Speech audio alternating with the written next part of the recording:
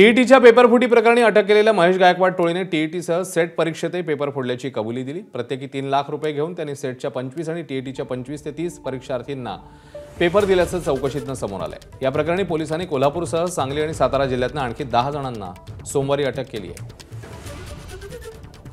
8 लोकांविरुद्ध गुन्हा दाखल झालेला आहे। तर मी सर्व गट शिक्षण अधिकाऱ्यांना आता पत्र दिलेलं आहे की हे 8 पैकी आपले कोणी कार्यरत शिक्षक आहेत का ह्याची खातरजमा करा आणि उलट टपाली आम्हाला अहवाल पाठवा। जर असं आम्हाला निदर्शनास आलं की आमचे कार्यरत शिक्षक याच्यापैकी कोणी आहे तर नियमानुसार पुढील कारवाई होईल त्याच्यावर। नगरी आणि कागल तालुक्यामध्ये काही असे ग्रोह सक्रिय आहे जे काही कॅन्डिडेट्सला सांगतात की आम्हाला काहीतरी पैसे द्या, जवळपास 3 लाख रुपये द्या, तर आमच्याकडे जे टीईटीच्या क्वेश्चन पेपर आहे ते त्यांना आधी भेटणार होतो रात्रीला।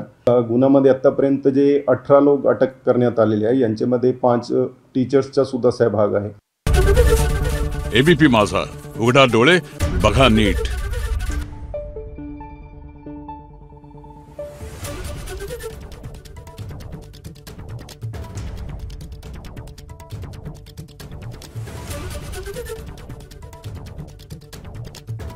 Thank you.